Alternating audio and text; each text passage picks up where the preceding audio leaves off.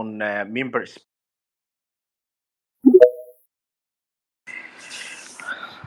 Hello, everybody. Do you hear me, Abdulaziz?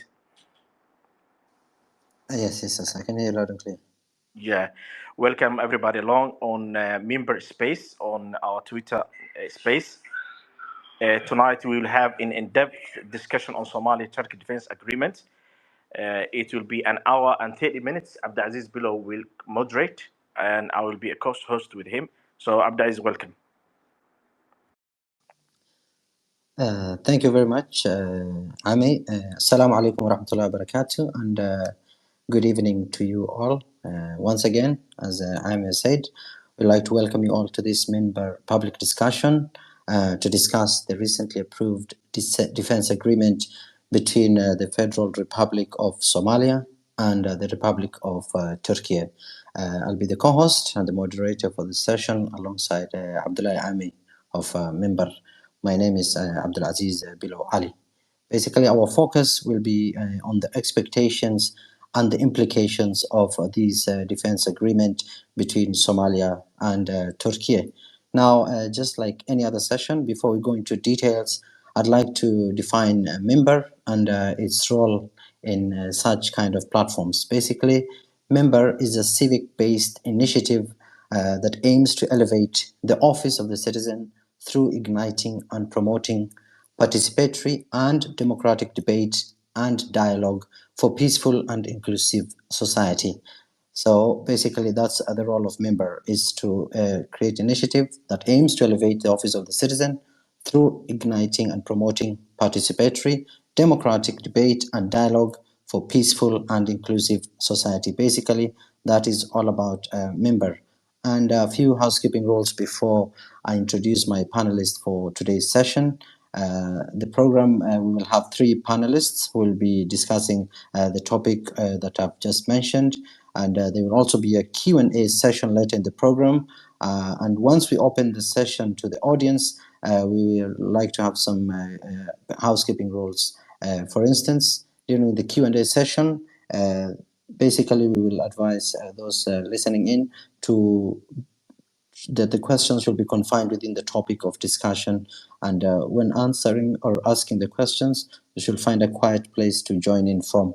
And also, if you want to ask a question, use the button to raise a hand so that you can be picked.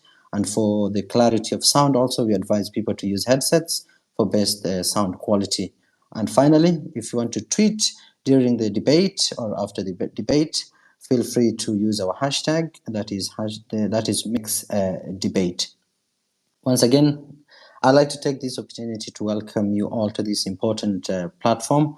And first of all, I'd like to introduce our panelists for today, Ms. Samira Guide, a renowned regional security analyst with over 20 years of experience in the Horn of Africa, notably served as a principal security advisor to the Prime Minister of Somalia, leading transformative efforts in the Somali security sector reform.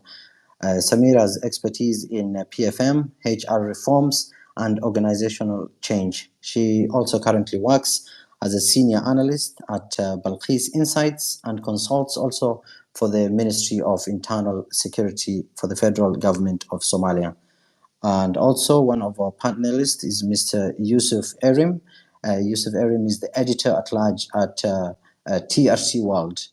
He has extensively written in mainstream media on Turkish foreign policy and the Middle East and the North Africa region. And finally, I would like also to introduce Mr. Jason, who is a research associate at the African Studies Center, Oxford University, with over 25 years of field experience in the Horn of Africa.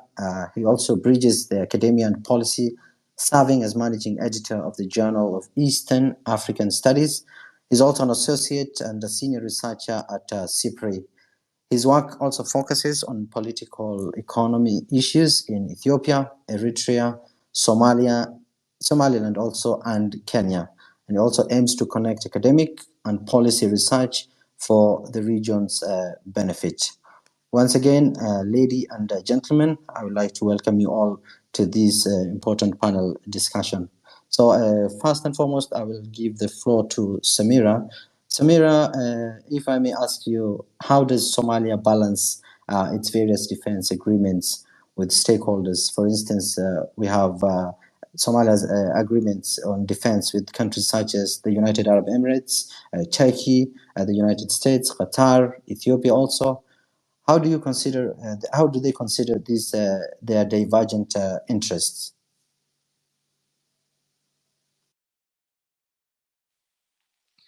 Assalamu alaikum. Thank you so much, Abdulaziz. I'm glad to be on this panel today. I wanted to first begin by speaking on the different types of agreements that Somalia can get into. I believe that there's been a bit of, a mix-up in the terminology, so I just wanted to clarify that part first. So first, there's like three different types of military agreements that Somalia can get into. One is a military framework, second is a military pact, and a third one is a military agreement. Sorry to repeat that. But what we're talking about today with regards to Turkey is a military framework. What we have seen recently is military agreements. Military agreements are less formal and they're not as binding. They could have, different types of clauses on training exercises, intelligence sharing. It's not as binding as you would say a military pact is. Military pact is the one that I think has been most misused, the term that has been most misused. And I believe what we're discussing today will not be a military pact, it's more of a military framework. And when you ask how does Somalia balance all these military agreements, Somalia has a lot of security partners, it has a lot of stakeholders involved in the security sector. And for those partners to work in Somalia or to support Somalia's rebuilding of its security forces, it needs to have some formalization. And that's what these military agreements are all about.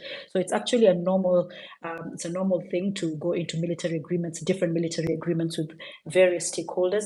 But what's important is those agreements are strategic. They are made with partners who have something tangible to contribute. And that's usually the responsibility of the government that is to make sure that those agreements at that time are made with that in context, looking at the immediate threats, looking at the future of Somalia, the immediate future, and the long-term vision that the country has. So I would say I don't think there's reason for concern about the number of agreements that Somalia gets into. I think it's just formalization of the relationships that it has. Thank you, Samira, for that explanation. It's worth noting that Samira has mentioned that Somalia has got correction. There are different types of military arrangements. There's a framework, the pact, and also agreement. So basically, the context that we are in right now, as Samira has mentioned, is a framework that is between Somalia and Turkey defense agreement. So I'd like to open the question again to Yusuf from TRT World. Basically, Turkey has also a defense agreement with Ethiopia, and it underscores its strategic significance in the region. Basically, if I may ask you, what factors do you think shape Turkey's relationship with both Somalia and Ethiopia, considering its defense agreement that it has with both nations? Yusuf. Hi, salam alaikum. Thank you for having me, Abdulaziz. And hello to all my Somalian brothers and sisters who are listening. First of all, I think it's very important to highlight and underline that this is a defensive agreement. Turkey is going to be operating in Somalian territorial waters. This isn't an agreement against any other neighboring country. And I think that Turkey is the perfect country to sign this agreement with because of its relationship with neighboring countries that could have felt threatened if another actor was coming into the region that didn't have a warm relationship with, say, Ethiopia or Djibouti. So I think that Turkey is the ideal partner for Somalia in its territorial waters because of its relationship with other countries and having that defense pact or defensive relationship with Ethiopia, having that defensive agreement with Djibouti. So it fills that very unique sweet spot where the other regional countries are not feeling threatened by a Turkish presence in the region. They may actually benefit because of the deterrence that a Turkish presence gives to that region whether it be via deterring piracy, whether it be deterring terrorism, whether it be deterring illegal fishing or the dumping of biohazard waste in that region. I think they all benefit from this deal between Turkey and Somalia as well. So again, I don't think that anyone should feel threatened. I think Turkey knows how to balance its relationships very well.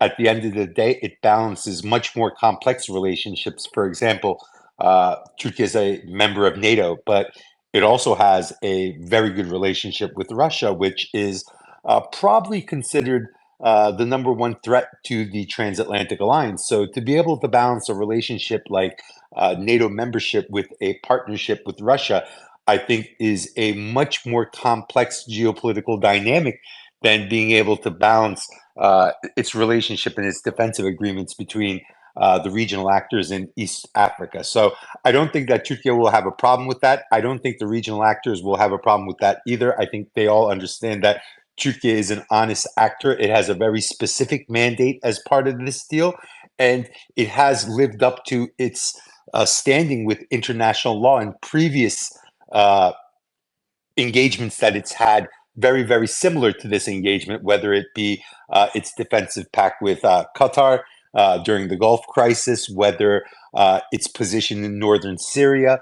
It's shown its loyalty, it's shown its backing for its partner, whether it be what's happened in Libya, whether it's what's happened in Karabakh and Azerbaijan.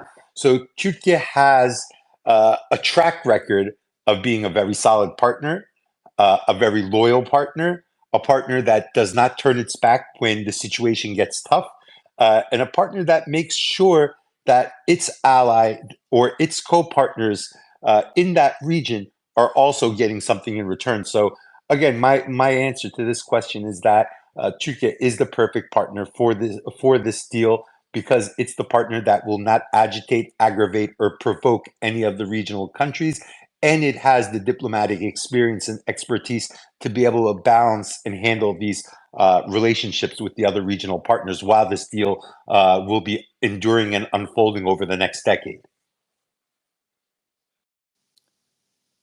Thank you very much, Yusuf Erim from TRT World for that brief explanation. I think, Jason, I'll put the third question to you, but there's an important note that Yusuf has raised about Turkish relationship with the partner, Somalia's neighbors.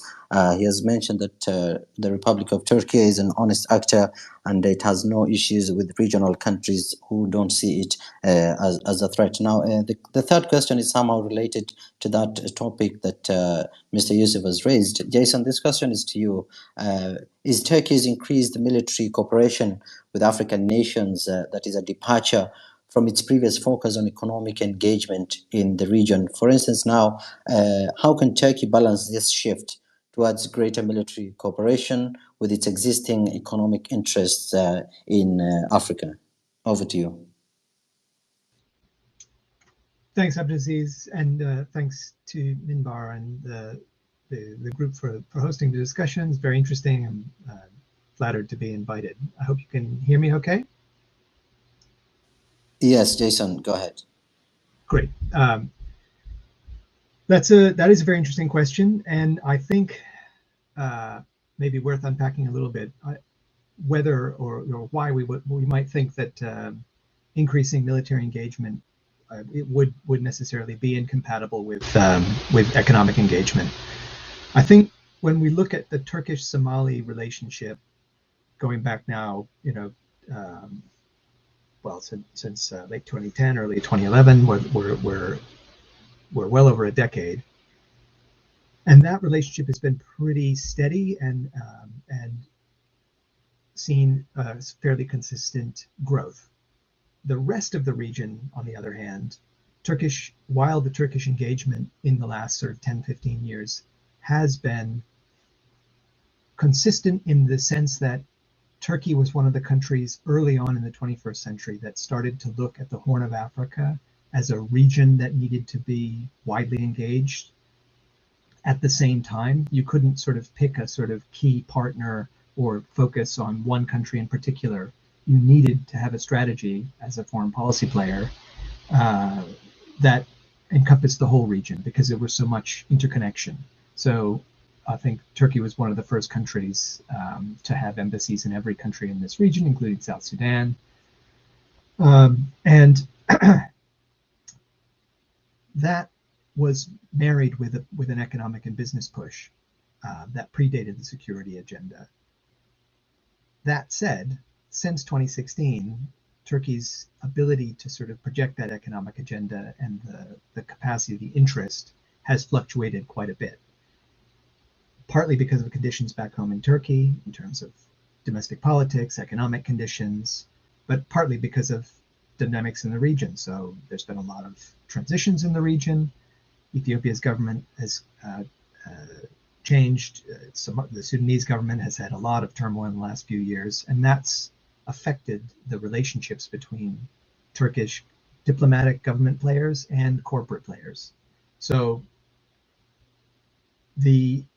I think the way we might look at that is to say, look, Turkey's still got fairly consistent relationships across the region, so they've been able to be flexible and respond.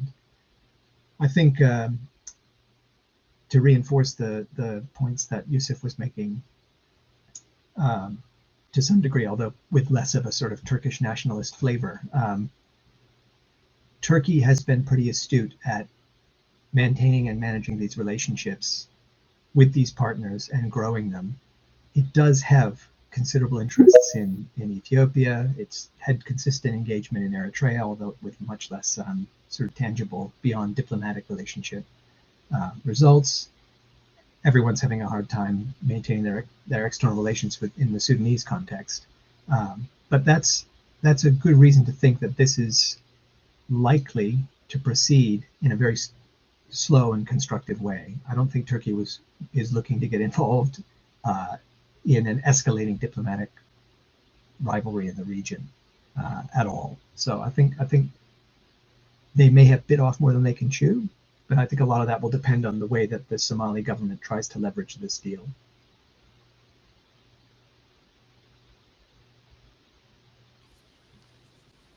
But Abdulaziz, can I add one little thing?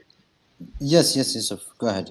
I just want to say where you're comparing the economic engagement of Turkey and the military or defensive engagement of Turkey recently, I don't think that these are two ideas that compete with each other or are a shift in Turkey's Africa policies. At the end of the day, prosperity is centered on the foundation of security and stability. So I think that they are very complementary to each other. So these types of military deals should not signal some type of shift in Turkey's diplomatic approach to Africa from a soft economic approach to a harder military approach. I think that's the absolute last thing that Turkey wants to see. It didn't undertake over the past 2 decades the building of, I believe, over 44 embassies on the African continent to switch to hard power. It didn't do that so it would switch to hard power. It built those 44 embassies, or 43, I don't know the exact number right now because it keeps rising every couple of months, but it built those embassies to engage diplomatically and economically. But again, the economic dimension needs security and stability. And in areas where it can, and with partners who are worth the investment, Turkey is willing to make that investment. At the end of the day, this is a 10-year deal. This is a 10-year deal that is encompassing capacity building and also building of a navy. This is not an easy commitment. It takes a lot of trust from Somalia on Turkey, but it also takes Turkey to really value its partner Somalia, where it's signing off to 10 years of capacity building. And at the end of the day, many countries, or very few countries, are keen on building capacity for a nation that it does business with. Because as you build capacity, that nation becomes less dependent on you in the future. So I believe it's a very sincere approach towards Somalia. I believe it's very important, the security and stability of that maritime area for Turkey. That's its major interest, because we're seeing what's happening in the Red Sea right now, off the coast of Yemen. I think that's a great concern. We're seeing what's happening off the coast of Iran. That's a big concern. This is impacting global trade. We're in an era where global trade routes are being rewritten. We can see this from China's Belt and Road Initiative. We can see this from Turkey taking part in the Middle Corridor, Europe's Global Gateway, America Build Back Better. All the major players are making massive trade route investments. Once these trade routes, new trade routes are in place, they will dominate global trade for the next probably century until we see another shift in major infrastructure investments again. And we might never see that major shift. So this maritime territory and its security and stability are tremendously important and greatly complementing Turkey's economic and diplomatic initiatives into the region. Thank you, Yusuf, Erin, for that explanation. I think it's worth noting also that the president of Somalia, Hassan Sheikh Mahmoud, basically thanked all the countries that Somalia has a defense and security working arrangements. But he did indicate that the Federal Republic of Somalia picked Turkey specifically for that role. That's why they signed the defense agreement to protect Somalia's territorial waters. I would like to pose this question to Samira. Samira, basically, how does this defense agreement impact the national security architecture which Somalia has signed with international partners, including the ATMIS forces, formerly AMISOM? Do you think this will put Somalia into a geopolitical background?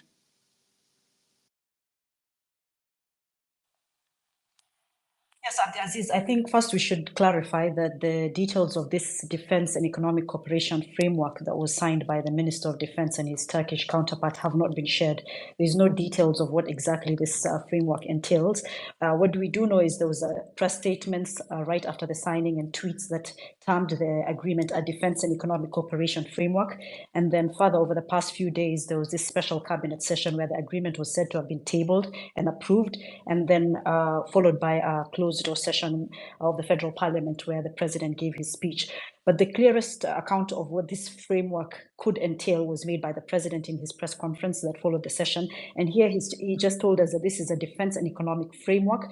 And I think this terminology is very important, that it will focus only on maritime defense and is related to economic cooperation.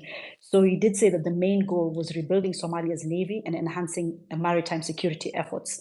So when we talk about the current security architecture that we do have ATMIS forces, we have other forces that support the rebuilding of Somalia's security. This rebuild of Somalia's navy has not been taken on by any other nation in this way. And so this is why I believe if this framework entails the rebuilding of Somalia's navy, that this is very critical. This is one area that I think has not been focused on by any other partner. Somalia has the longest coastline in mainland Africa. And for those reasons, not just for the immediate threats that Somalia has, but even for the future of Somalia, this rebuilding is very critical. And the fact that Turkey has had other military agreements with Somalia, military frameworks with Somalia. It's not the first military framework that they have signed. The others have been honored. You do have the biggest military base that Turkey runs in Somalia. You do have Gorgor trained in Turkey and back here in Somalia. There's a lot more other cooperation, military cooperation between Somalia and Turkey that has borne fruit already. What is important about this one is two things. First, that it's a rebuilding of the navy, and number two, there's this economic aspect of it that's not very clear. I think as soon as those aspects are made clearer, we'll be able to comment in detail. But for now, I believe that just the aspect of rebuilding of Somalia's navy at this critical time is very important, and it doesn't impact, I would say, negatively on Somalia's security architecture and agreements with other countries that are currently in Somalia. I think it contributes positively in that sense. I just want to also clarify, there's been talk of, Turkey taking responsibility of Somalia's territorial waters. I don't think that's binding through a military framework. If Turkey is to do that, I believe it has to be, unpacked in a military pact or a defense pact, and that is not clear yet. So I just want to say again, I think we have to be very conscious of the terminologies that are being used and what a military framework is and what it isn't. Thank you so much.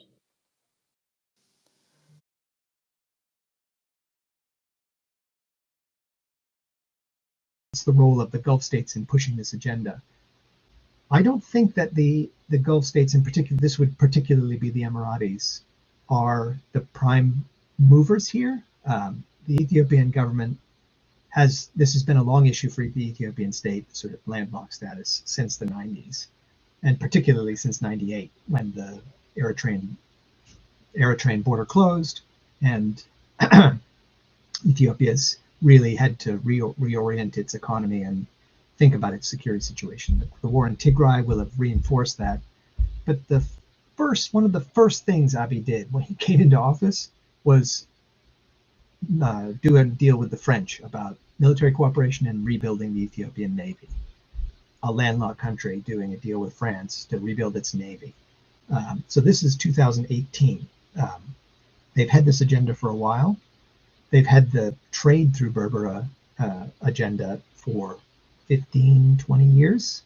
So we're nothing new on those fronts, and that's a very established Ethiopian agenda. What I would say is the Emiratis, who were key to the 2016-2018, the previous agreements with the Somaliland government, they've put a lot of capital into the capacity of Berbera port, and it wasn't simply for the Somaliland market. Berbera is an important port in terms of potential transshipment. Obviously, they lost control of the Dorala facility that they invested in significantly in Djibouti. But the key reason to be investing in Berbera is because it's a gateway to the Ethiopian market. You're not looking for transshipment trade only. You're looking for an important port for Ethiopian trade. And so, of course, there will have been a factor in those discussions, and I'm assuming they'll continue to be a factor.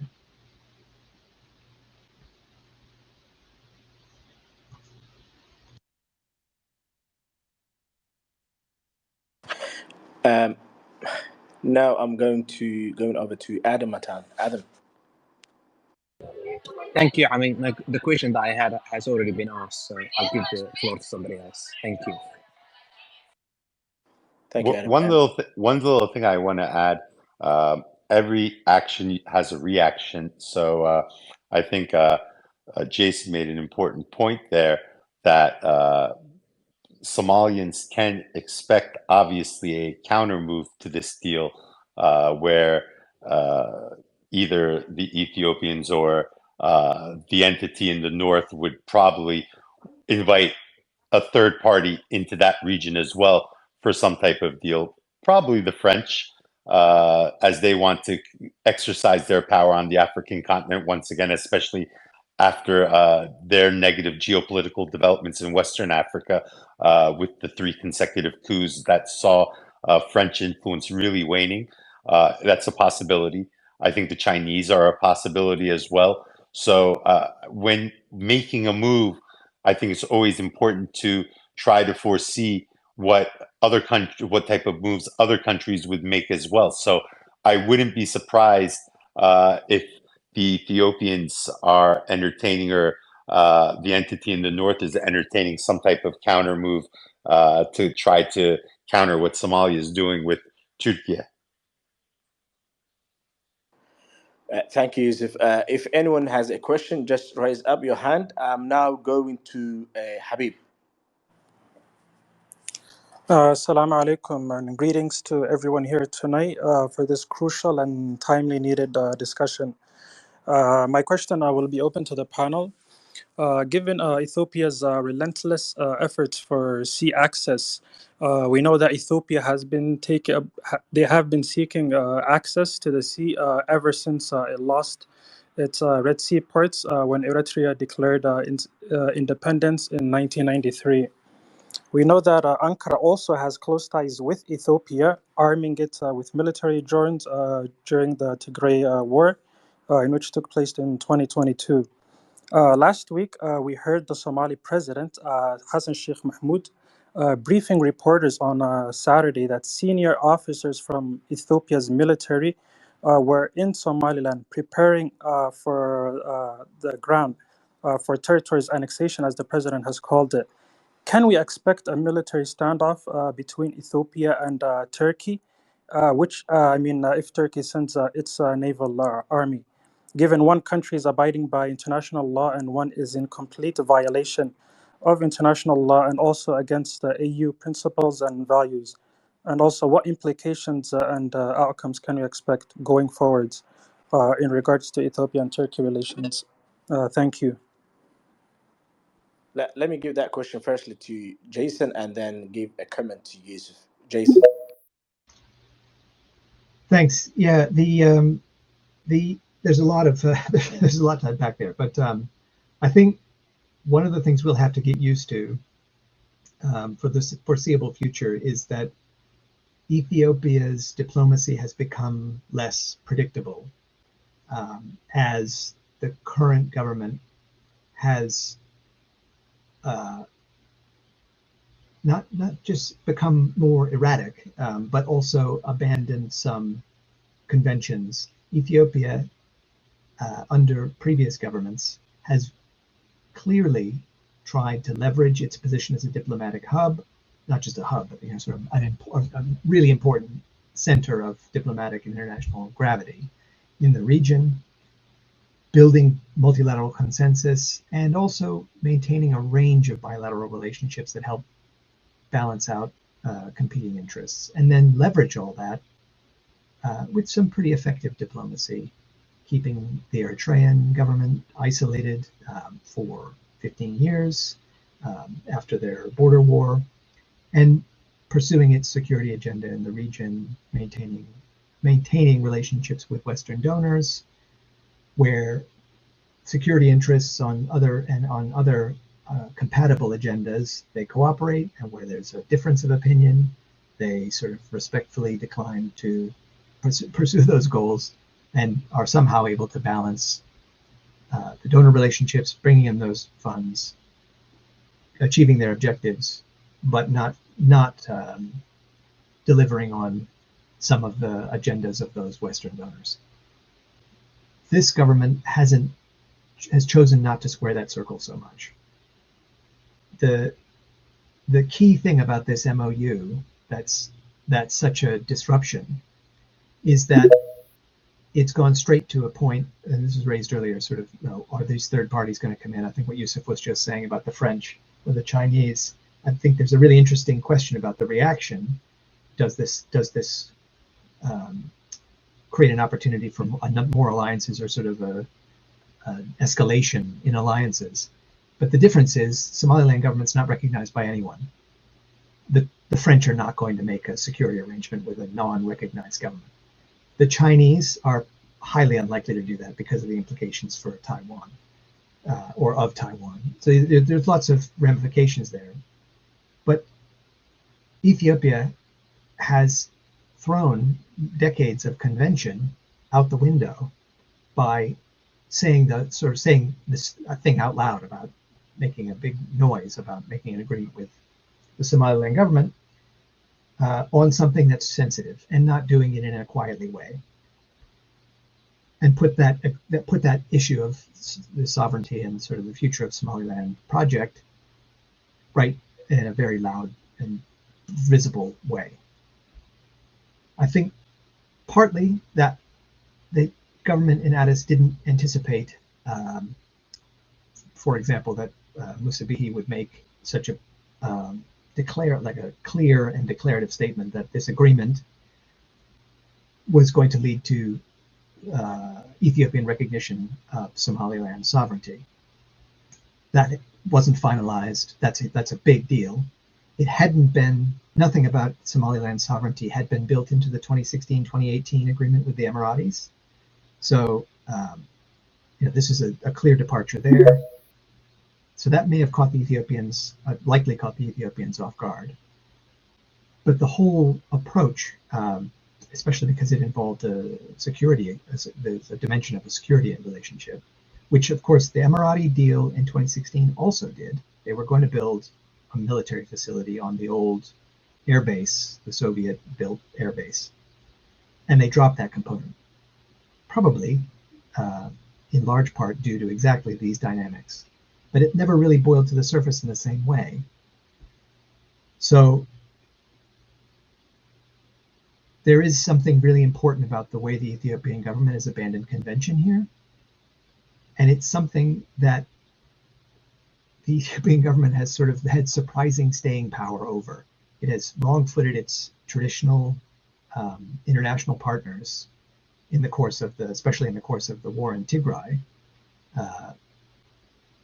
and yet maintained its position. So it's difficult to see that they would turn as a result, certainly not as a result of this agreement with the Turks on maritime security and cooperation. I do think probably in Addis there are advisors to the government that are trying to figure out how to lead the administration into a mutually acceptable outcome here. But I don't think it's going to be resolved anytime in the next few days. This is probably going to run on for the next few months, would be my guess.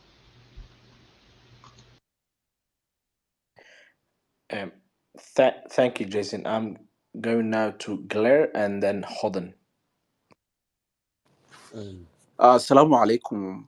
I want to add one more question for Yusuf. So we know Saudi Arabia and Turkey had like almost 3 to 5 billion trade value before 2017, and that didn't deter Turkish to go Qatar, which all Gulf countries was against it. Can Ottoman country or Qatari Turkish to come back in the Gulf, and Erdogan stayed there and he's still there. So can we see there the Turkish will not stop any trade volume they have, either Ethiopia or Kenya, to defend Somalia? That's my first question with Yusuf. Jason, I'm asking you, and we know Ethiopia has a lot of problems, and I can speak Amharic and I listen how Ethiopian government is selling this deal. Mostly they selling to unite the country, to appeal the Fano, the Amhara, or they appealing the Tigray to, hey, let's unite it and get this chance. My last question is, Somali make a lot of improvements to join East African community. Somali embargo is ended. Did Ethiopia felt Somalia is coming its position, and this their last chance to take advantage?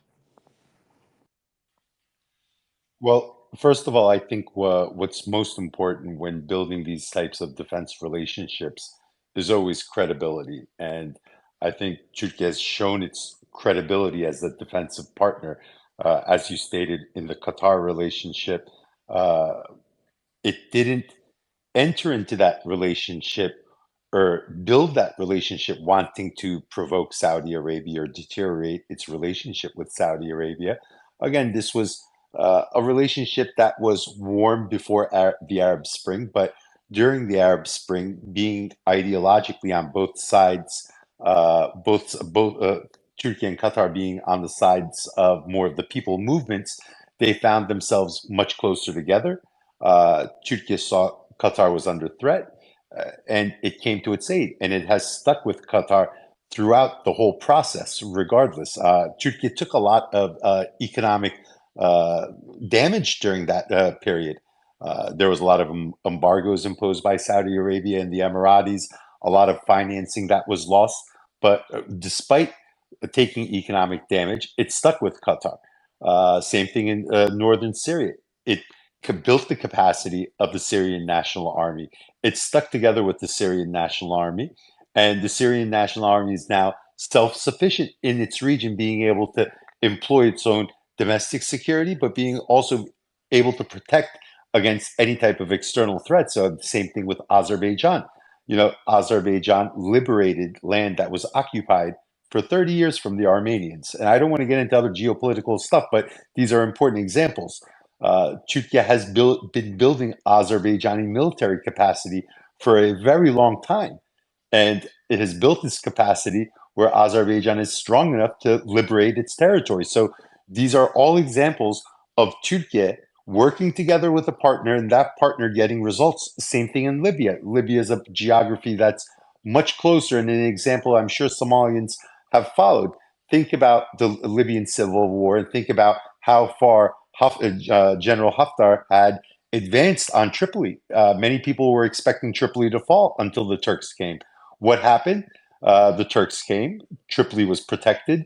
The government of then named the government of National Accord was able to win back much of the land that had lost in previous months, and now the situation is a stalemate, and there's a relative balanced peace right now, despite the disunity. There is a relative de-escalation in Libya. So Turkey has gotten results where it's been. So again, if it's entering in this deal with Somalia, Turkey's past behavior shows that it will be a loyal partner and honor the specific details of the deal, the conditions of the deal, regardless of what the situation is, because that's what it's done in the past. It's done that in the past. It'll continue to do that in the past. And again, I always use deterrence. I know Jason didn't like my northern Syria comparison, but I think in the event that Ethiopia or the entity in the north brings in another actor into the region, for example, the Chinese or the Russians or the French, I think it's going to begin to look like a northern Syria example, because you are going to have multiple players in a very tight maritime territory. I wouldn't put it past any country to sign a deal with any of the actors in that region, whether they're recognized or not recognized, because a naval base, maritime territory, has become a very valuable commodity. The Chinese are actively seeking a naval base in the Emirates. They're actively seeking naval bases on the African continent. The Russians' desire for warm water ports is no secret. I mean, their engagement in Syria has been centered upon Latakia, Tartus, their air base, their bases over there. These are tremendously valuable for the Russian Federation and their forwarded positions. Tremendously valuable to be able to bring their fleets into the Mediterranean. So why would they not want something like that? Again, for the French as well. So a naval base is a very tremendous asset for any country.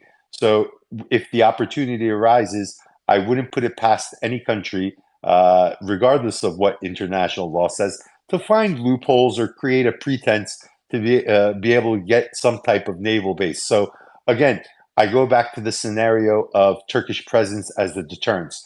No, Turkey's relationship with Ethiopia will not deteriorate. Turkey will not engage Ethiopia militarily. They're there as a guest of Somalia. They're there protecting Somalian territorial waters, and that's exactly what they'll do. If an actor engages Turkey, then it may evaluate the situation under the rules of conflict and the rules of engagement, what to do. But I don't think that any actor right now, at least any local or regional actor in that region, has the capacity or the desire to engage the Turkish Navy. I don't think that would be a smart move for anyone. Jason, if you take that question, One question? Okay. Blair had. Great. Can I? Yeah, please go ahead. Okay, thank you. Thank you for giving me the opportunity.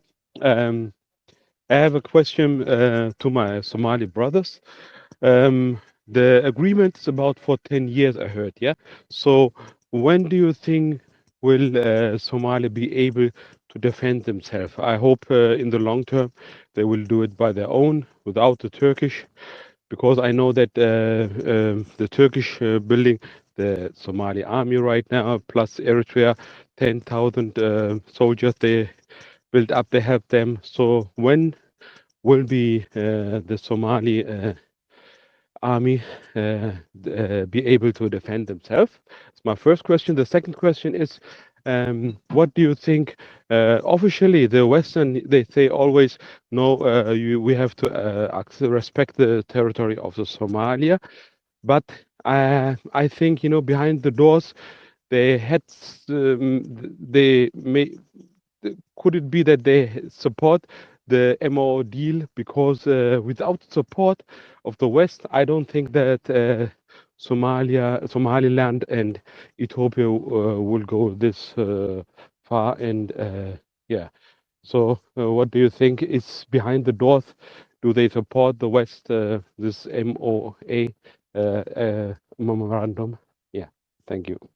Thank you, Ban Africa. Before we go to Jason and Yusuf, let me give the last question to Hodan, and then we conclude. Hodan. Thank you, Ame. Good evening, everyone.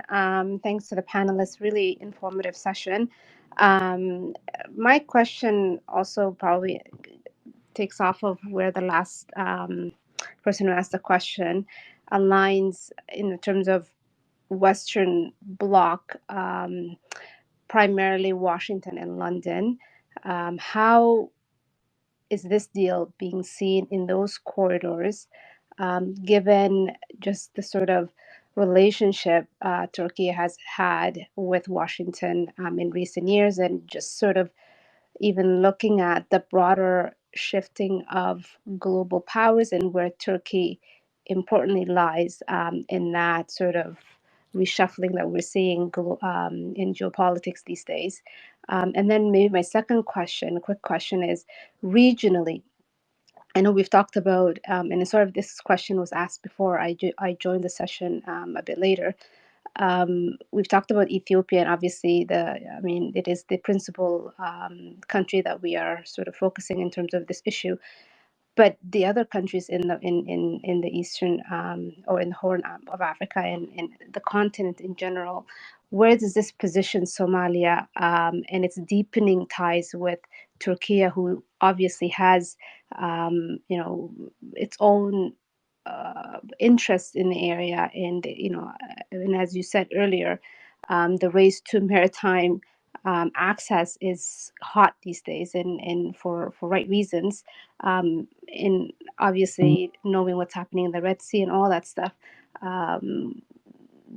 What about the continent in terms of how this positions Somalia? And then my previous questions on Washington and London. Let me give that question to Yusuf, then Jason to conclude. Well, very quickly, if we look at what's happening in the bigger picture in the region, obviously the Americans are already entangled with the Houthis in the Red Sea. So they're already having problems. This is already impacting global trade.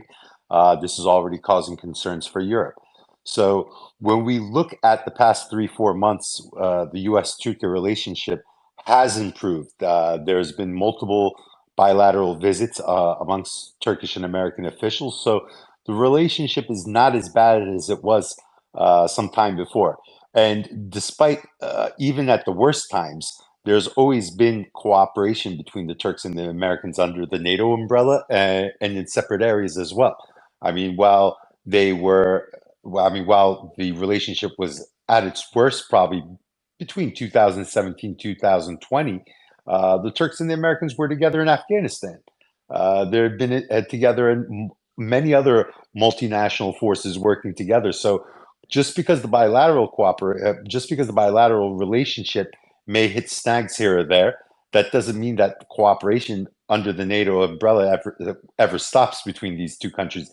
They're allies by treaty, by definition, and they're constantly working together. So I think with the engagement right now that they have with the Houthis in the Red Sea and what's going on in Gaza at the moment, I think the Americans are probably happy that someone else is stepping up and trying to provide some maritime security because, again, they're very not at the moment, but they seem to be pushing the IMEC corridor, the India Middle East corridor. While that doesn't run through Somalian territorial waters, Somalian territorial waters are still very important to global trade. So anything that brings some security and stability to that region, anything that brings the navy of a NATO ally into that region, I assume from a security perspective that it will probably be welcomed. It'll probably be welcome to see somebody else in that region trying to bring some stability there. So I mean, I haven't seen any official comments come out of Washington from the State Department or the Defense Department. I saw a Stratfor report. Stratfor, I guess you can consider it a cutout of the U.S. state and intelligence communities, but no real opinion placed on it besides Turkey is increasing its influence in the region. So you can't tell by reading the report whether they're viewing this positively or negatively. But again, as I said, any type of security and stability in an area that right now is already chaotic because of the Houthis and because of the war in Gaza, I'm assuming would be a welcome development for Washington. And Jason. Thanks. So I know we're sort of at time, so I'll keep this concise. I mean, I think on this idea about where do these Western players see this as a development? First of all, those Western players have been, as we were talking earlier, they've been present in this area for 15 years. So this is another layer of that sort of NATO. I guess you could put it in the NATO umbrella. But Turkey has also been present certainly in the Somali setting for 10, 12, 13, 14 years now. So that's not new either. So I think from the Western calculation, this is incremental. This has been incremental. There's a material difference between the Turkish engagement in this region and the Gulf engagement in the region. Both have increased in the last decade, especially from the Gulf side in the last sort of 6-8 years. But the Gulf activity in this area is less consistent, more transactional, and less incremental, I'd say, from a Western perspective. They would probably put Turkey and the Emiratis and the Saudis, maybe the Qataris, but really those three, when they're looking at this region, in the same category of important countries that are increasingly influential in this region and potentially competing with them, these traditional Western donors, especially the US and the UK, for influence in an important geostrategic region. As we were saying, the US and the British are conducting these offensives in the southern Red Sea now. They're taking it very seriously. The British capacity to project security influence is not anywhere near the sort of collective EU or the NATO, and especially nothing like the US. So they will be looking at countries like Turkey as more and more competitors or sort of rivals in a sense, peers rather than emerging powers or other sort of condescending frameworks like middle powers or new powers. And that's something that is increasingly becoming necessary to get used to, especially in London, but even in the US, that multipolar world has been a reality for a long time. Someone was asking earlier about Ethiopia and whether it seems from the perspective of Addis Ababa that Somalia's moment has arrived. They've joined the East African community. They've had sanctions lifted. They've had debt relief. They've sort of, is the MOU a representation of Ethiopia feeling like it's getting outplayed or losing position to Somalia? I think the answer to that is probably absolutely not. Ethiopia is a country of 125 million people. It views itself as a peer of the Turks and the Emiratis, the Saudis, the Egyptians, as major players in this region who don't have the capacity to hit at their weight at the moment. They don't look at the Somalis in the same way. They're not peers. The Somalis, the Eritreans are partner countries, but much less influential. And I think that's just the historical legacy and the sort of the view from Addis. And it seems to end up being the view of whoever ends up in charge of Addis, even if they had a slightly more nuanced picture or a very different picture before they came into power. I'd say that certainly characterizes the Abiy administration's view of Ethiopia in the world. They've just joined the BRICS alignment. They've been a major player through astute diplomacy in other global platforms like the G20, or the sort of showing up at Davos as the African Union sort of delegate. They're what they would see is taking their place on the world stage at the right stature for the country's historical context, its civilization, and its capacity, even if it can't punch it that way yet. So I think that might help illuminate where Ethiopia sees itself in the region and in the world, and then explain a bit how it's approaching its relations with neighbors, or thinking about that it's going to have sea access or some kind of naval capacity. Yeah, so I think that I'll leave it there. Yusuf has addressed most of the other questions. Thank you, Jason. Time is coming on us. I'm just ending my part in the Q&A session. So, Abdez, over to you. Thank you, Amy, and thank you to all those who took part in the Q&A session. Very informative questions and well-elaborated answers from our panelists, Jason and Yusuf. Our focus, for those who joined us late towards the program, the focus was on the expectations and the implications of the Somalia-Turkey Defense Agreement. And we thank our analysts and our experts from Somalia, Samira, who left us towards the middle of the program. We thank her for her input, Yusuf from Turkey, and Jason on the international implications. And it's also important to note that the topic is still a hot issue in Somalia and also across the borders. So let's keep this conversation ongoing. Let's keep tweeting and using the hashtag, also #MinbarXDebate. And for those who didn't get the first part of the show, a recorded version has been posted or will be posted for those who couldn't join or joined later.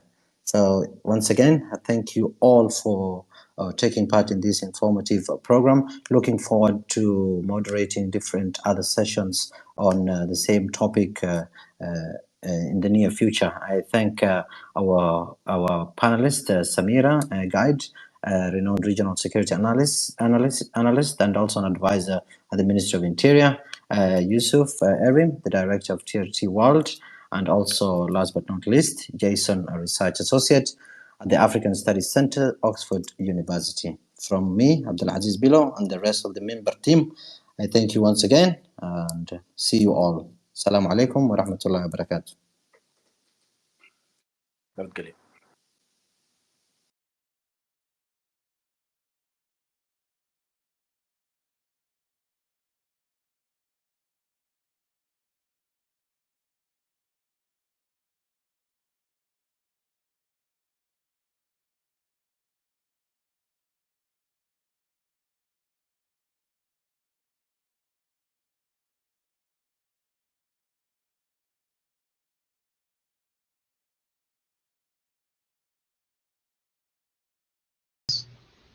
But it's not something that's going to unwind the MOU that was signed, or that was announced at the beginning of the year.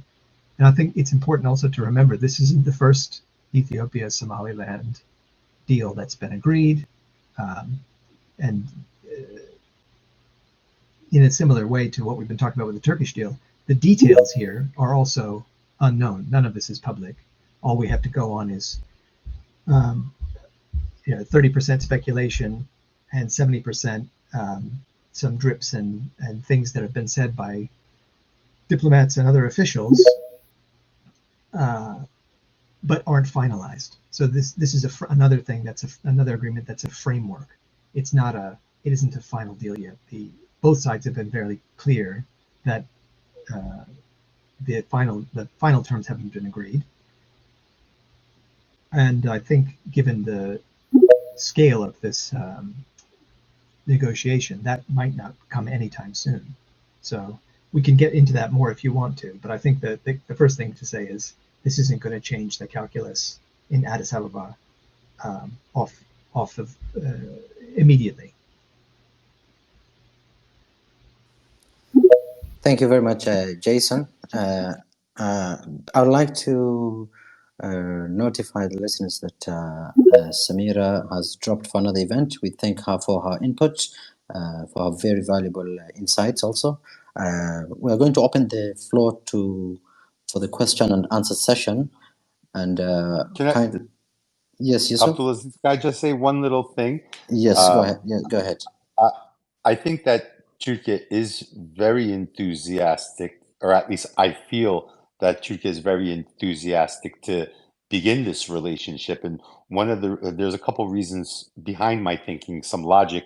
Now, if you remember about 5 years ago, Turkey tried to sign a deal with Sudan for Suakin Island.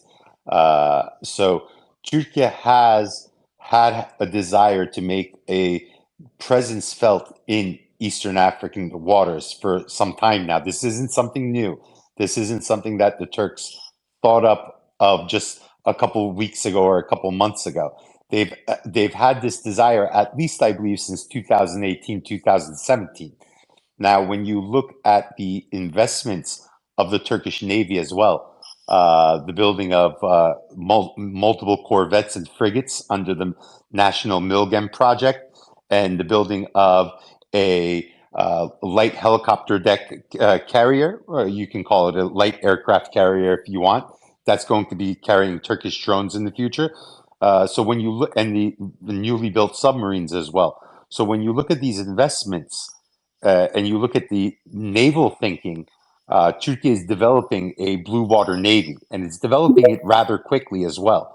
So when you look at the capacity building domestically of the Turkish Navy, its ambitions are to have a blue water navy, and it has shown in the past a desire for a long-term lease in the Red Sea via Suakin Island with the Sudanese. So I do think that they're enthusiastic. This is a region that they want to be active in. This is a region that they want to be present in. And I think that if this deal goes well and the Somalians are happy and the Turks are happy with the results and it turns into a win-win type of engagement, I think that the Turks, in the longer term, they're going to be looking for a territory to build a naval base in the future. I don't think that's far-fetched. So I do think that they're enthusiastic. I think that they want this deal to succeed. I think they want to show and project that they are a success and they can build capacity. They can protect maritime waters that are considered an expeditionary situation for them. They want to be able to show that capacity. And again, I think that they have a much forward-looking and futuristic vision of what they can either do with Somalia or another East African country in the future. So I think there's a bigger picture and a bigger end game for the Turks. So this is a very important engagement because it allows to showcase what they can do for East African countries and their territorial waters. Thank you, Yusuf. Before I open the mic to the members of the audience for the Q&A session, interestingly, we've seen there's a good relation between Qatar and Turkey. In your own assessment, what do you think is the role of the Qatari and Turkey relations in this deal? Are we seeing a new alliance in the making? Are you asking me this question? Yes, Yusuf, that is to you, before I open the mic to the members of the audience. Well, when you look at the Gulf and you look at GCC countries, many of the GCC countries have an interest and are stakeholders in what goes on in East Africa and North Africa. You see the Emiratis, the Saudis, Bahrain, Qatar, they're all very interested in what happens in this region. This region is very important for their trade as well, whether it be carrying natural gas, whether it be bringing food or other consumer products via shipping. It's a very important area. So they're all very interested in what happens. Now, Turkey and Qatar have a very, very special relationship that has a tremendous amount of confidence in it. Turkey has had a base in Qatar for quite some time. It played a very important role during the GCC blockade of Qatar. The Qataris know that the Turks are reliable partners, And when the Turks have been in need, Qatar has come to bail them out when they needed it as well. So that relationship is very close. Turkey has improved its relationship with the other GCC countries that it had deteriorated relations with during the Arab Spring period. So we've seen a normalization with the Emiratis, we've seen a normalization with the Saudis, and that normalization now has greatly increased to the point where Turkey is selling drones to these countries. Turkey is signing multiple deals in a wide range of sectors as well. So I don't think it wants to. Think it wants to hurt its relationship through competition. Now, I've read a couple articles regarding the Emiratis, maybe a little disappointed that Turkey is in this real estate, but this is analysis of individuals. I don't give much credence to that. I don't think that. I think the Emiratis would much rather see the Turks filling that void than per se an Iran-backed group or a group that it would view more as a threat. I think that the Turkish-Emirati relationship has improved to the point where they won't view a Turkish presence in Somalian territorial waters as a threat anymore versus what it would have been a couple years ago. So again, the relationship amongst GCC countries, it's fluid, let's say, I think at best. Qatar has improved this relationship with the Saudis. Its relationship with the Emiratis is maybe a step or two behind where it should be, but that relationship will improve as well. And again, what's good for Turkey is good for Qatar. What's good for Qatar is good for Turkey. So did Qatar play a role in this deal? No, I don't think they played a role in this deal, just because I think the relationship between Somalia and Turkey is so good that Turkey doesn't need an external actor to support it in making deals with Somalia. This is purely bilateral in my point of view. Thank you, Yusuf. We were going to open the mic now to members of the audience for the Q&A session. I would like to inform members of the public that Samira is not around. She has dropped for another event, and we thank her for her insights and input. We are going to have the Q&A session now. The people who are going to answer the questions will be Yusuf Erim from TRT and Jason Mosley. So, Amy, please pick up the Q&A session. Thank you, Abdulaziz. Now we will go to the Q&A session. I will start with the Abdurrashid and Hirat and Adam Matan. I start with Abdurrashid. Welcome, Abdurrashid. Thank you very much, member team, and the speakers, Jason Wesley and Yusuf and Samira. I think I don't have a question, I have just a comment. I think the agreement or pact or whatever we want to call it,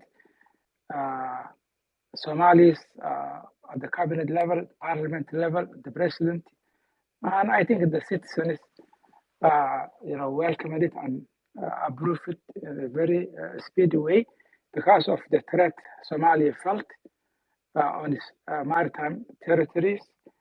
And I think Turkey has already said at the presidency level and also at the foreign ministry that they will not allow anybody to basically dismember Somalia and its territory or annex Somali territory. And I think we know and the secrecy or somewhat secrecy of the treaty or the pact meant to reassure and assure Somalia that Turkey will come to its aid if external forces try to take their Somalis ports or maritime territory. So I think this is a direct response to the threat that Somalia faces, whether Turkey has other military relationship or agreement with Ethiopia or Djibouti or anybody else. So I think that's a fact. Egypt, Turkey, other countries specifically stated that they won't allow others to take Somali's territories, where IGAD or the African Union and the EU and others said we affirm this territory belongs to Somalia, and they have never condemned Ethiopia and its advances. And I also want to conclude by saying that these discussions were Turkey helped Somalia, make use of its sea-based resources. It started in 2009 with Farmaajo, 1918 with Farmaajo government, and even beyond with Sheikh Sharif government. So there has been a long time, about 10 years, discussion about how Turkey can help Somalia make use of its sea resources because of illegal fisheries by others, and Somalis were not making any money. And I think this is whether Turkey gets 30% or 20%. I think it's a good deal for Somalia because at the end of 10 years, Somalia will have at least a navy, however big or small or robust it could be, and that it will end the vulnerability that the Somalis and the Somali government were feeling in the past 20 plus years, or at least the last 50 years because of Al-Shabaab, and now because of brazen, unprovoked, straightforward statement from the Prime Minister of Ethiopia that he just says, I want a port, I need a naval base, and I need access to the sea, which Somalis feel, describing.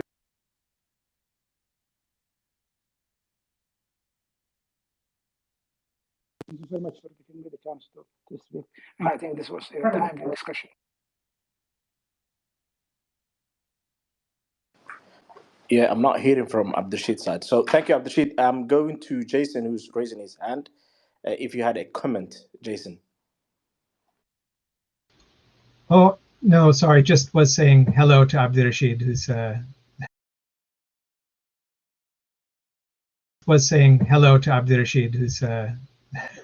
from our hips connection. Okay, I see. Now going to Hirit. Thank you, Ame, and thank you, Minibar and Abdulaziz below. Great program as usual. I have a very specific question. The first one goes to Yusuf. Yusuf, I would like you to perhaps flesh it out and tell us as to how Turkey has a large investments, 2.5 billion in Ethiopia. I believe they have other relationships, export, about 400 million. The export is similar to Somalia. So I want to find out how would Turkey implement the agreement with Somalia if Ethiopia was to be so daring and start coming to Somalia and start that base. That's the question I have for Yusuf. Just be specific, please. And because two relationships, one with Ethiopia, one with Somalia. The other question goes to Jason. Jason, there is a sort of a confluence of relationships in UAE, the Arab Gulf countries, who are guarding the Red Sea and the Gulf of Aden. How much are they pushing this MOU between the breakaway region of Somaliland and Ethiopia? Because, as you know, the Houthis are disrupting the trade in that area. So that question goes to Jason. And thank you, Abdulaziz. Thank you for your question. Now, I'm going to give two examples because I think that the best way to predict what the future is to look at what Turkey has done in the past, how it's acted, how it's engaged in these types of deals. Now, the first regarding the timing of the deal, how quickly it would be implemented. Well, I think the best example of that is the blockade of Qatar and the GCC, when Qatar needed Turkey's help and it needed it immediately. Turkey deployed immediately. It was there very, very quickly. So I think that if Somalia needs Turkey's help and it needs immediate help, I can see Turkey deploying to that region and beginning to safeguard territorial waters very quickly. It was able to do this in Libya as well. Now, from the perspective of how it would handle any type of an Ethiopian incursion into Somalian territorial waters, I think the best example is what's happening in northern Syria over the past 6 or 7 years. Now, when you look at northern Syria, there's the Russians, there's the Americans, there's the Iranians, there's the Turks. They're all there. But if you've noticed, they've all filled their voids, and neither of these actors militarily or kinetically engage each other. Uh, yes, some Iranian non-state actors have engaged American assets in that region, but generally, the militaries of Russia, America, and Turkey do not engage each other. They filled their voids, and their sovereign flags are a deterrence for one another. So I think Turkey filling that void of that maritime territory itself is a deterrent. The best defense, the best defense is deterrence, because you never have to use offense. Your presence alone and the perception of your capabilities are always the best deterrents. And I think that the relationship between Ethiopia and Turkey, especially with the domestic situation inside Ethiopia and the support that Turkey has given the legitimate Ethiopian government throughout that process, so they understand that Turkey is a valuable ally and has come to their aid in their time of need. I don't think that's a relationship that they would want to destroy or hurt.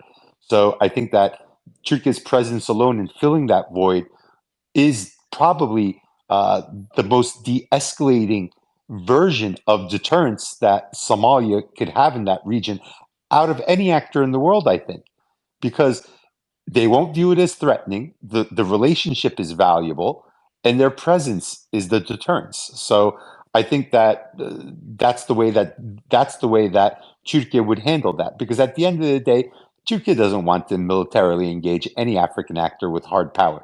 It's worked very hard over the past 20 years and invested a lot of time and money to build the relationship with every single actor on the continent and also with the African Union. So bringing hard power into the equation not only would deteriorate that bilateral relationship, it would deteriorate its image as well on the continent as a whole, and that's not something that Turkey is going to want to engage in. So I think that it'll use its presence as a deterrent mostly.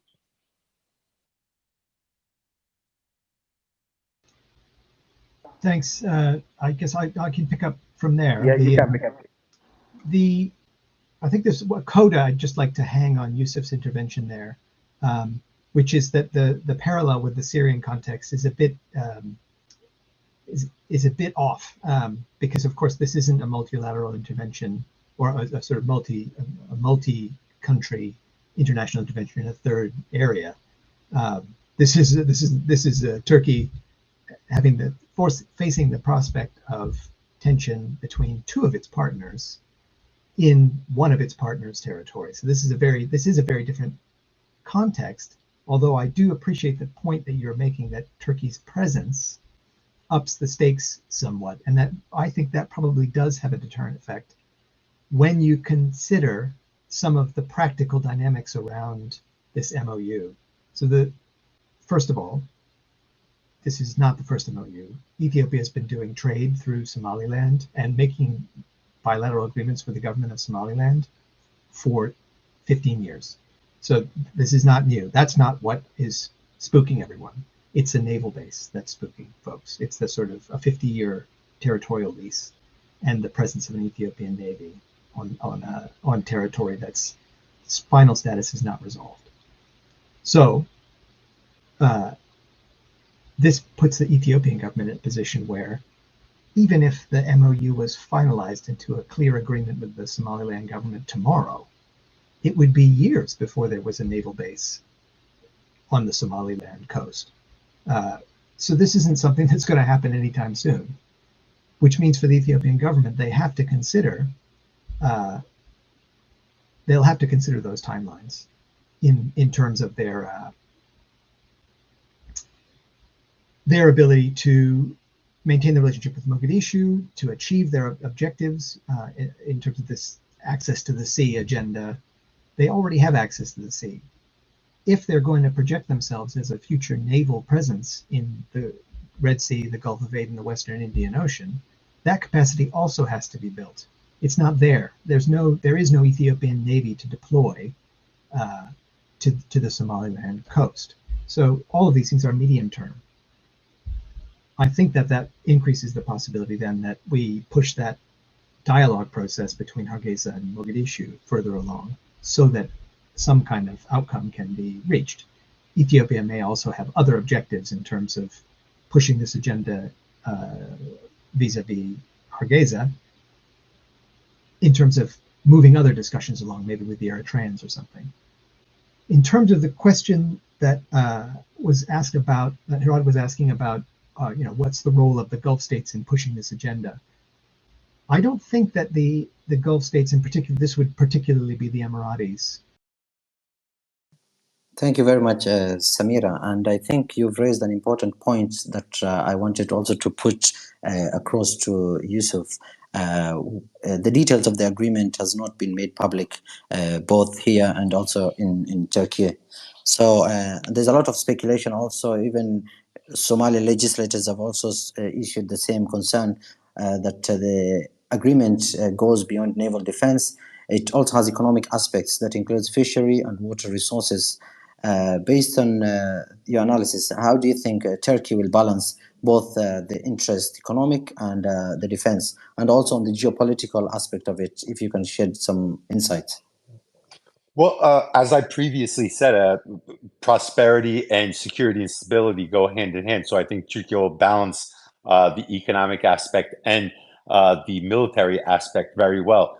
I think Samira raised a very good question. We don't know what level of military engagement there will be. Will it be a Coast Guard status of protection of the Somali coastline, or will it be a direct Turkish naval presence in the coastline and the territorial waters? That remains to be seen, because we truly don't know. So we are just speculating at this moment. But let's assume that it's more when we're looking at the threats that have been mentioned, as in piracy. Generally, not the Coast Guard, but navies generally engage to deter piracy. So one could assume, looking at the threats that are faced in Somalian territorial waters, one can assume that there will likely be, even if it's a minimal, there will be a naval presence, I assume, just because you can't deter, most likely, piracy with just a Coast Guard, which would be a much lighter armed deterrent group, let's just say, in that area. So I assume, again, this is just an assumption, I assume that there'll be some dimension of the Turkish Navy that will be operating in Somalia waters to make sure that the trade routes are safe, to make sure territorial waters are safe. Now, when we get into the economic aspect, and you look at what Turkey has done, whether it be its aquaculture, very, very advanced for Turkey, whether what it's done in the Eastern Mediterranean and the Black Sea, from search and discovery of oil and hydrocarbon resources, very advanced. Turkey has its own fleet. It does its own search and discovery. So it understands how to, being a peninsula, Turkey understands how to maximize the benefits of its maritime territory, and it's done this now for quite a while. It's been very efficient at this over the past 20 years. So I think that Turkey understands very well how to reap the most economic benefits from maritime territory. And I think that it will be a good partner that can vertically integrate this deal from a military and security perspective, but also an economic perspective, to get the maximum benefits for itself and also Somalia. Now, again, we don't know the exact details of the deal, but from what I've heard, I don't want to speculate, it sounds like Turkey will be getting a percentage. And when you're getting a percentage base out of the deal, obviously it's in your best interest and also the partner signatory's best interest to maximize that economic benefit. So again, I think Turkey is a good partner economically as well, because it understands how to reap the maximum economic benefits from maritime territory, from its experience in its own territorial waters as well. Yes, Yusuf, based on the answer that you've given, also, I'd like to get your insights on the geopolitical aspect of it. Do you think that Somalia is being used as a proxy battlefield ground? No, I don't, because Turkey's already had a base in Somalia for a very long time. It's already worked on capacity building for the Somalian security services, and it's has never used this base for its own offensive purposes or as a threat to any regional country.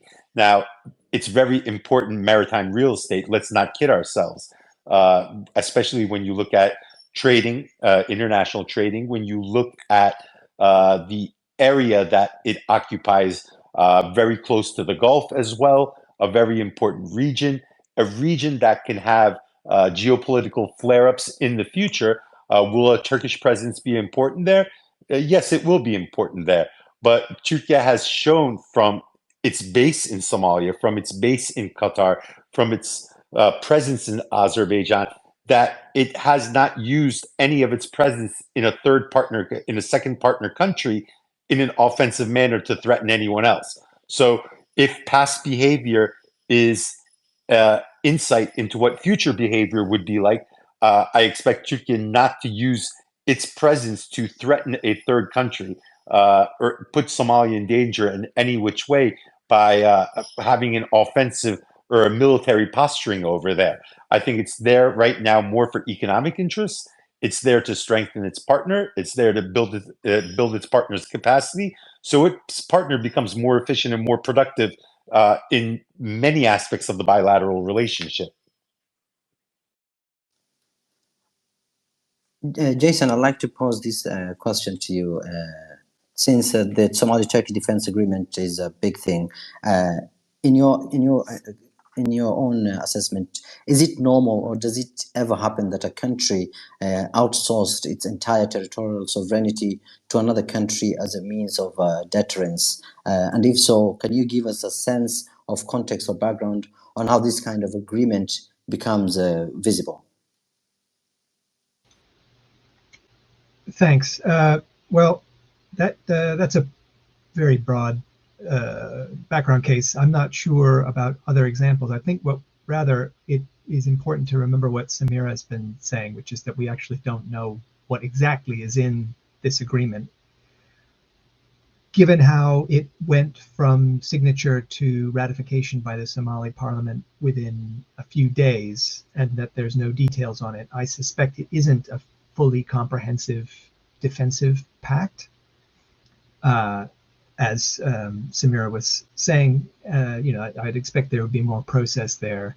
I don't expect it could get through parliamentary review in Somalia without some more details being, making their way out into the public domain either. So I suspect there's more work to be done here. And as Yusuf was just highlighting, I mean, Turkey's had a military cooperation relationship with the Somali federal government for a number of years now. So that's not new. I think maybe turning that question on its head, Somalia has had for the last several decades now a relationship with its external partners where its external security has been the responsibility of its partners. Somalia hasn't been able to defend its territorial integrity or its maritime interests, its territorial waters in decades. So in practice, that's been outsourced already to if we go back, the EU has been patrolling the Western Indian Ocean and the Gulf of Aden as part of Operation Atalanta for 15 years or more now, and still there. With what's going on in the Southern Red Sea, that's been increased. There's just been another operation sort of agreed at the European level. The Europeans and the Americans are obviously, Europeans and the British are obviously, the Americans and the British are obviously conducting their own operations in the Southern Red Sea. So I think it's certainly the case that Turkey has, with this agreement, found another layer on which to add justification for its own security presence in this region, which has been the location of international security operations, the Western Indian Ocean and the Gulf of Aden, for 15 or 18 more years now, right? Since late 2008, 2009. So it's quite a long time. I don't think if we're looking at historical examples, the main reason to do that would be to think, well, what are the implications for Somalia?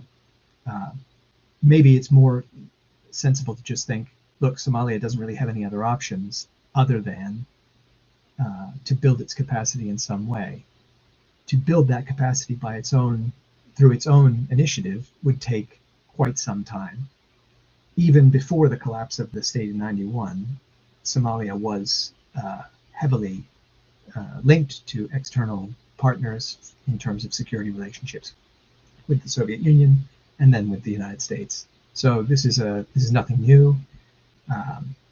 Even in the last few days, we've seen, the United States is putting up to $100 million into Somali National Army basing and capacity building. So these things aren't new. It's been the story of the last 10 years at least or more, is capacity building. And now with the lifting of the arms embargo, I think we'll see more of this kind of stuff emerging as the Somali government looks to set up the frameworks to really build its capacity now that it's kind of unfettered from that UN embargo framework.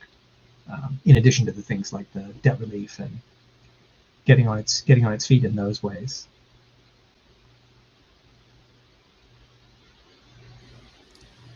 Thank you very much, Jason. I think you've raised another important topic that I wanted also to channel to Samira regarding the patrolling of Somalia's territorial waters for close to 2 decades by the European Union naval force. Samira, if I may pose this question to you, the Operation Atalanta of the European Union Maritime Agreement is also coming to an end, as it has been reported.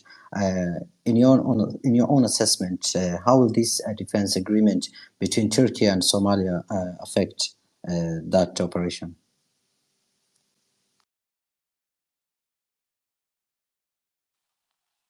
And Abdulaziz, just to clarify, I believe that it did come to an end, but there is a restarting of that mission very soon, if not already. There was talks between Somalia and the EU on how the new mission would look and what the mandate of this new mission would be. I don't see any, contradiction between having the two. Having Turkey support Somalia in rebuilding its navy and also manning the territorial waters, if that's going to be part of the agreement, and EU NAVFORCE also doing the same. I think there's no conflict in that sense. That would work well together. It's just that I would say the mandate of the EU NAVFORCE needs to be, I think, more detailed, more specific. The previous administration had issue with the mandate because of illegal fishing and other challenges that were not being captured or not being addressed in EU NAVFORCE. I believe the new administration over the past year has been trying to rework that mandate, and it would be interesting to see how that works in the favor of Somalia. But with this framework, I think it's separate. It's completely separate, and it's not contradictory. It would work well. Yusuf, I'd like to pose a very important question to you, and it concerns the Turkish public and also the Turkish government.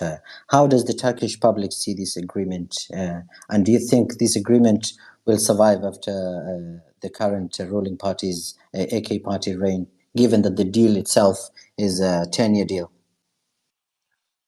Well, from what I've seen in the Turkish media and the coverage of the Turkish media, and also on the Twitter sphere, it's been received very warmly. I think many of the Turkish academia and political analysts are very warmly receiving this deal. They see it as very important. They see Somalia as a very important partner in Africa. They see the maritime territory as a place that must be secured, very important for global trade, very important for Turkish trade as well. So it's been received very warmly. Will this deal survive in the event of some type of administration change? Well, I mean, when we look at Turkey's, Turkey and its international agreements, and when we take into account that this deal is must be ratified in Turkish parliament, the state will be guaranteeing the deal. The parliament consists of many parties. They'll be ratifying it. So if it's ratified in parliament, it's not a government deal. It's a state-to-state deal. So I don't see any problem in the continuity of this deal and whatever's undersigned as part of this deal being honored over the 10-year period. So I don't see any problem in that at all. At the end of the day, Turkey has had many long-term commitments, whether it be defensive pacts, being parts of alliances, and throughout its history, it has been able to honor, and it has honored, it has a track record of honoring all of its deals that it has signed. So again, I don't see any problem with the continuity of this in the event of any type of administration change. Thank you, Yusuf. Mr. Jason, I'd like to pose a very crucial question to you. I think you've been observing the trend that has been happening since the beginning of this year after Addis Ababa signed an MOU with the breakaway region of Somaliland and the tension that has risen from that agreement. Based on your own analysis, is it possible that this defense agreement that Somalia has entered with the Republic of Turkey, do you foresee that this will force the government of Ethiopia, Addis Ababa, to walk back from its Memorandum of Understanding agreement with the breakaway region of Somaliland? Thanks. Well, I mean, the short answer is no, not on the face of it. First of all, it isn't clear, as Samir has been pointing out, that this agreement creates any obligation by Turkey to sort of enforce Somali sovereignty or territorial integrity or any of those questions from the perspective of Mogadishu. I can't imagine that Turkey would sign and then swiftly implement an agreement like that, given the relationship that it has and the presence of Turkish corporates and the interest that it has in Ethiopia. It's I might not paint as rosy a picture as Yusuf, but I think he's right to highlight that Turkey has positive relations with all the countries in question here, and wouldn't be wanting to do anything to jeopardize that.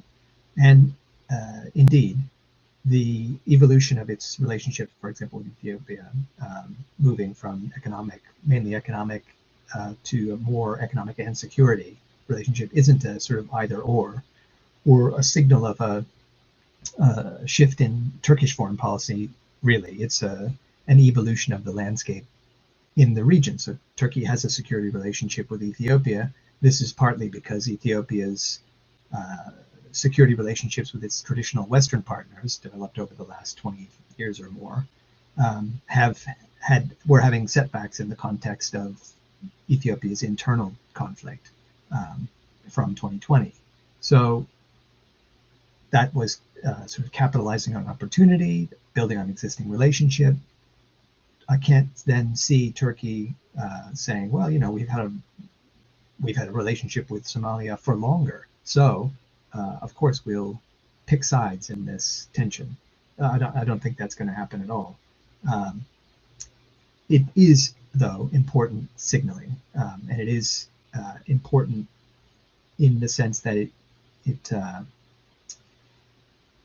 it shows the way that Somalia, the Somali federal government in Mogadishu, which has control over the formal organs of Somali sovereignty, is exercising that in ways that speak to the position of the Somaliland government and the way that it's able to exercise its claims of sovereignty.